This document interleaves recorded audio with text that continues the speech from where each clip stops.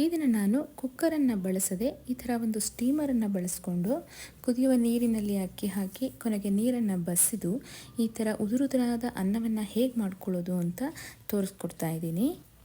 ಇದನ್ನು ಮಾಡೋದಕ್ಕೆ ನಾನು ಒಂದು ಸ್ಟೀಮರ್ನ ಬಳಕೆ ಮಾಡ್ತಾ ಇದ್ದೀನಿ.